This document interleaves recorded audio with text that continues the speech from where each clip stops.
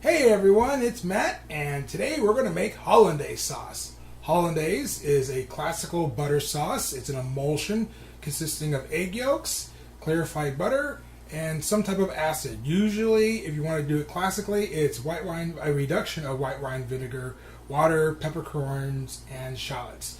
But today we're going to do the layman's version just to show you how to do it, and we're going to use lemon juice, and we'll have a little water and salt.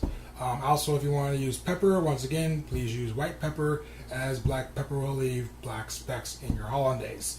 Hollandaise is a classical French sauce, and it can be tracked all the way back to Augustus Escoffier, and that's where we get the white wine reduction from, as opposed to just using lemon juice, because he wants to do it the classical way. Plus, and actually, the reduction does impart a better flavor to the sauce rather than just using plain lemon juice. The reduction gives it a dynamic flavor.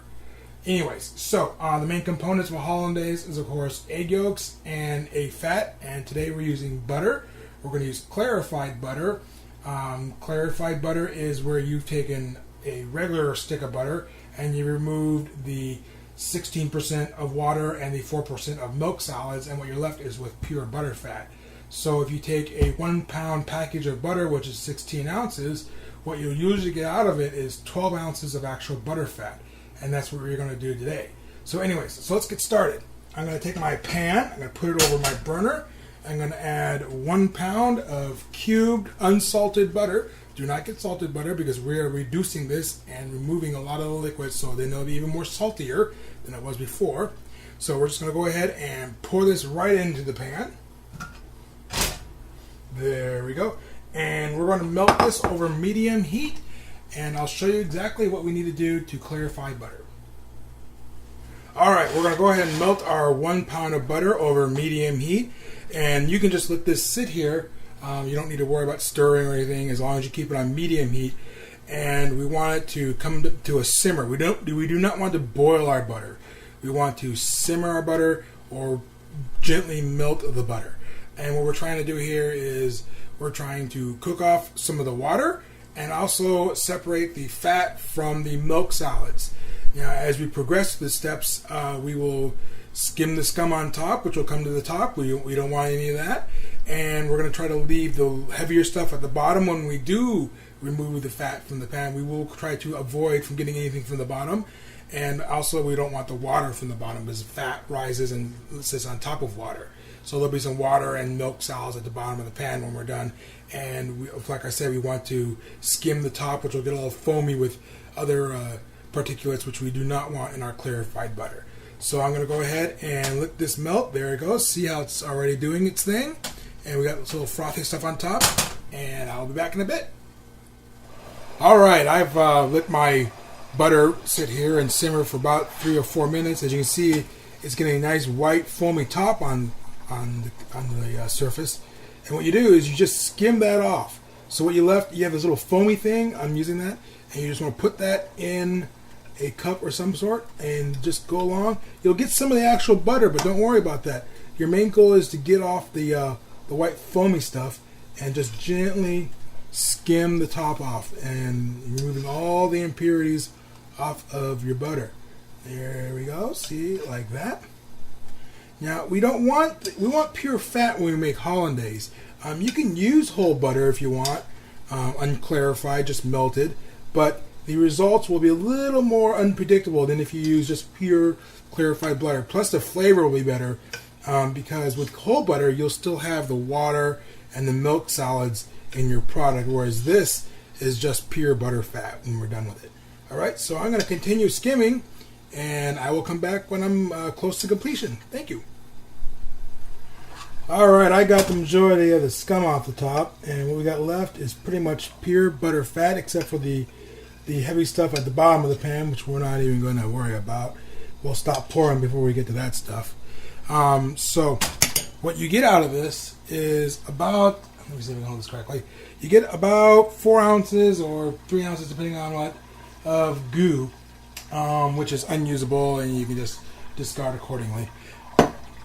And then you take your clarified butter, pretty much clarified, it's not completely clarified, but we're going to pour this into another container, and we're not going to do this over the stove because that would be bad, because that's a hot burner and this is oil. And so I'll demonstrate this over here.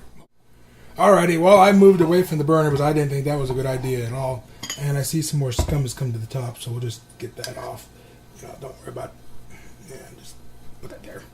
Alright, so what you're going to do is go ahead and pour this into a clean container. And we're going to need a 12 ounces, which will be just right for what we're doing today. Now, keep on going. And towards the end, you'll see the goo. You want to stop. And we only need 12 ounces, so check your measurement, and we are about there, so we're going to stop.